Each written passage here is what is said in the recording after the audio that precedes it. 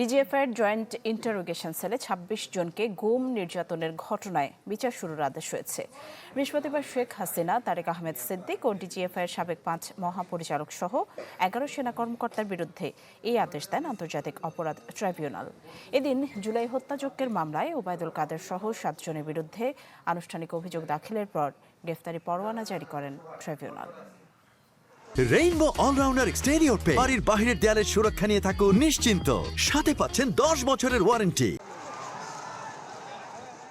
জুলাই আন্দোলন দমনে শুধু আইনশৃঙ্খলা বাহিনী নয়, ছাত্র জনতাকে হত্যায় অস্ত্র হাতে মাঠে এবং গুলি ছুড়তে দেখা যায় আওয়ামী লীগ ও সহযোগী সংগঠনের নেতাকর্মীদেরও। আন্দোলন চলাকালে আওয়ামী লীগের সাধারণ সম্পাদক ওবায়দুল কাদের ছাত্র জনতার বিপক্ষে ছাত্রলীগকে মাঠে থাকার নির্দেশনা দেন। এরপরই ঢাকা বিশ্ববিদ্যালয়ের শিক্ষার্থীদের উপর হামলা ও সারা দেশে নৃশংসতা চালায় ক্ষমতাসীন ছাত্র সংগঠনের নেতাকর্মীরা। বৃহস্পতিবার জুলাই হত্যাযজ্ঞের মামলায় আওয়ামী লীগের সাধারণ সম্পাদক ওবায়দুল কাদের, যুবলীগ ও ছাত্রলীগের সভাপতি, সাধারণ সম্পাদক সহ ৭ জনের বিরুদ্ধে আনুষ্ঠানিক অভিযোগ দাখিল করে প্রসিকিউশন। অভিযোগ আমলে নিয়ে গ্রেফতারি পরোয়ানা জারি করেন ট্রাইব্যুনাল। আসামিরা পলাতক থাকলেও ন্যায় বিচারের পথ বন্ধ থাকবে না বলেও মন্তব্য করেন চিফ প্রসিকিউটর। ন্যায় বিচার তাদের এই পলায়নের জন্য বসে থাকবে না।